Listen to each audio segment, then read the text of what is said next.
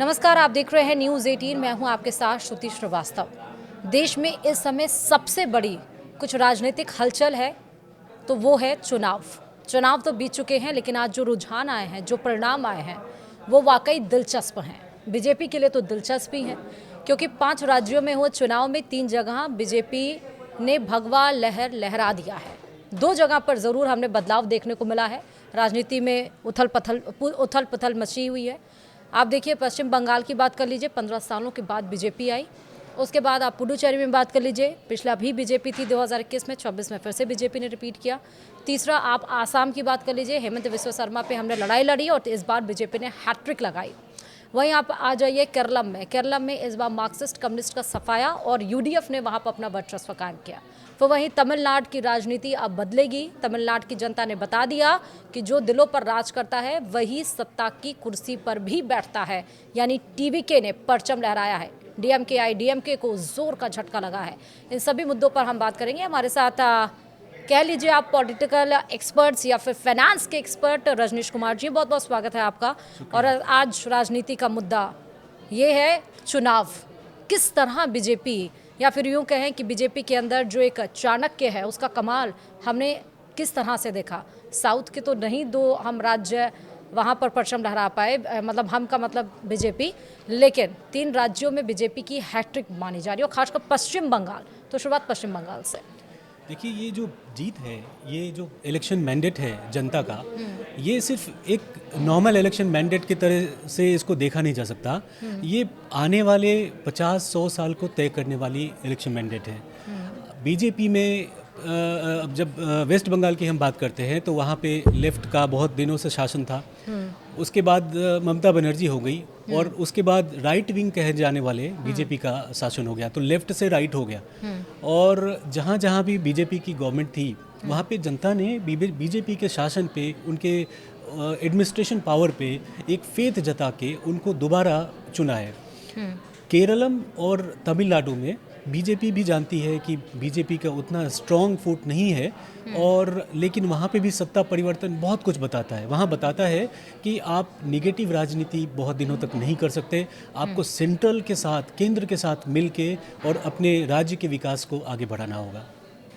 Right. और अगर हम बात करें पुडुचेरी और असम की, तो पुदुचेरी और असम में इस बार असम में तो तीसरी बार लगातार बीजेपी की सरकार आई है। जो अभी सिटिंग वहाँ के चीफ मिनिस्टर हैं, उनके ऊपर जनता का फेथ है और उन्होंने फिर से एक बार दिखा दिया कि वो बीजेपी के लिए असम में सबसे बड़े नेता, कद्दावर नेता है। यानी वहाँ पे दोनों फैक्टर, हेमंत विश्व शर्मा की पत्नी के ऊपर जो एलिगेशन लगाया गया उसका माइलेज उठाया गया। हेमंत विश्व शर्मा के चेहरे पर बीजेपी वहाँ लड़ाई लड़ रही थी, उस पर भरोसा वहाँ की जनता ने दिखाया। और मियाँ मुसलमान, यानी कि जो बाहर से आए हैं मुसलमान, जो पश्चिम मुसलमान हैं, जो असम के मुसलमान हैं, उसको लेकर जो मुद्दा उठा वो भी तूल पकड़ता हुआ दिखाई पड़ा। और इस बार बीजेपी ने वहाँ पर हैट्रिक लगाई।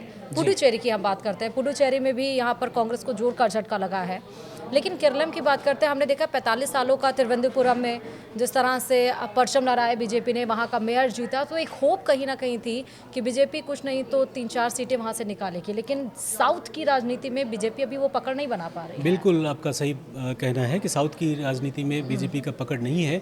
एंटी इनकम्बेंसी थी वहाँ पे केरलम में, और उसका बेनिफिट यूडीएफ को मिला। और जब हम आसाम की बात करते हैं तो आपने कहा कि आसाम में बहुत जो जितनी भी निगेटिव चीज़ें थी बीजेपी के अगेंस्ट में लोग प्रचार कर रहे थे, उसका जनता ने जवाब दिया है। उसको पॉजिटिव तरीके से जनता ने दिखाया है। और ये जो बीजेपी की इलेक्शन की मशीनरी है, उन्होंने बहुत परफेक्टली काम किया उस एरिया में, और उन्होंने प्रूव कर दिया वंस अगेन कि वो आगे का सोचते हैं और इलेक्शन को बहुत ही कैलकुलेटिव तरीके से आगे का जीतते हैं और रणनीतिक लड़ाई लड़के और अपने पार्टी को विजय दिलाते हैं। अच्छा, हम पश्चिम बंगाल की बात करें। पश्चिम बंगाल में जहाँ पर टीएमसी मजबूत रही है, वहाँ से टीएमसी को फ़ायदा मिला है, वहाँ पर बीजेपी पीछे। लेकिन फिर भी वो फैक्टर्स कौन से रह गए जहाँ पर टीएमसी पीछे रह गए। मतलब 15 साल आज़ादी के बाद पहली बार वहाँ पर बीजेपी अपना वर्चस्व कायम कर पाई है।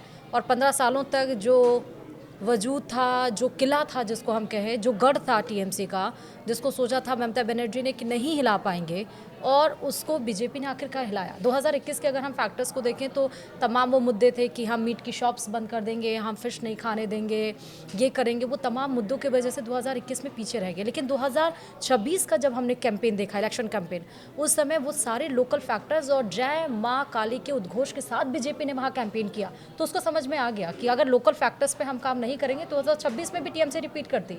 आपको लग रहा है ये? आप बिल्कुल सही बोल रही हैं, लेकिन जब बीजेपी जब काम करती है तो ये बहुत सोच समझ के काम करती है। और पिछले इलेक्शन में भी हमने देखा कि बीजेपी बहुत सारे जो चुनाव के परिणाम थे, जो एक्सपेक्ट कर रहे थे लोग और एग्जिट पोल्स थे, उसमें बीजेपी आती हुई लग रही थी, लेकिन आ नहीं पाई थी। हाँ। लेकिन इसका मतलब कि पिछली बार भी इन लोगों ने बहुत अच्छा प्रदर्शन किया।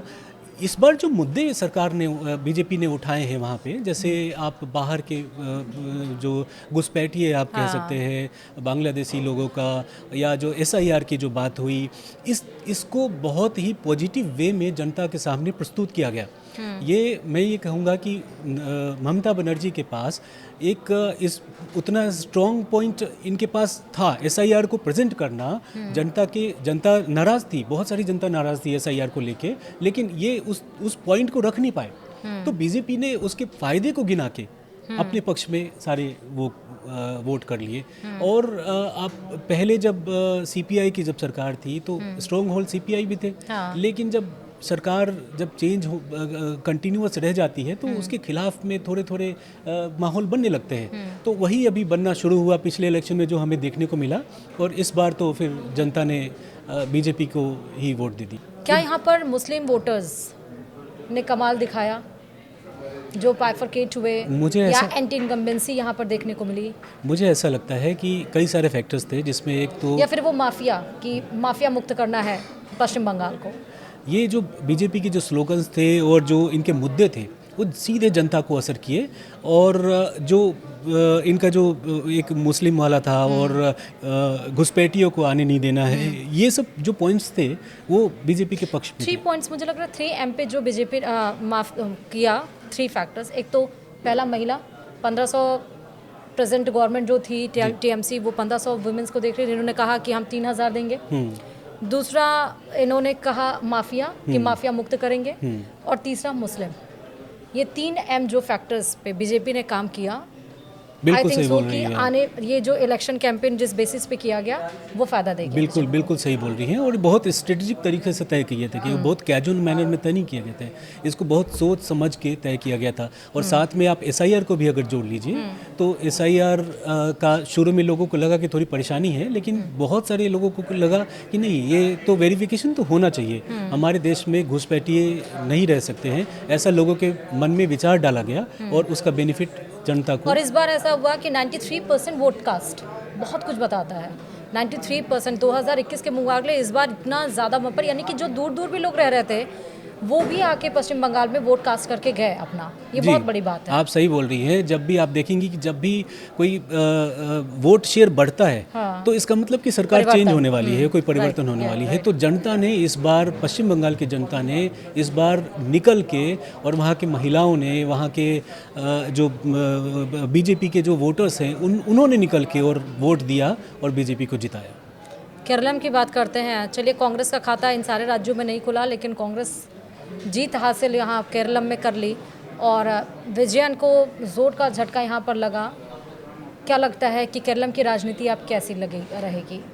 केरलम की राजनीति में बहुत बड़ा बदलाव है। और जैसे वेस्ट बंगाल में सीपीआई हमेशा के लिए ख़त्म हो गया, मुझे ऐसा लगता है कि केरलम में भी शायद ऐसा देखने को मिले, और जिसका जनता ने दिखा दिया वोट देके, उनको हरा के। राजनीति को समझने की ज़रूरत है, डेप्थ इनसाइड स्टोरी समझने की ज़रूरत है कि आखिरकार क्या हो रहा है राजनीति में, कहाँ से पैतरे कहाँ आजमाए जा रहे हैं और किस तरह से बीजेपी जीत रही है, क्या स्ट्रैटेजी बीजेपी ने अडॉप्ट की है। पश्चिम बंगाल हो गया, असम हो गया, पुडुचेरी हो गया, इवन केरलम, और चाहे तमिलनाडु में भी 3 अगर एनडीए के आ रहे हैं सीट तो बहुत बड़ी बात है। जहाँ खाता नहीं खुलता था वहाँ भी 3 सीटें अगर लेकर आ रही है। तो फिलहाल इस पॉडकास्ट में इतना ही।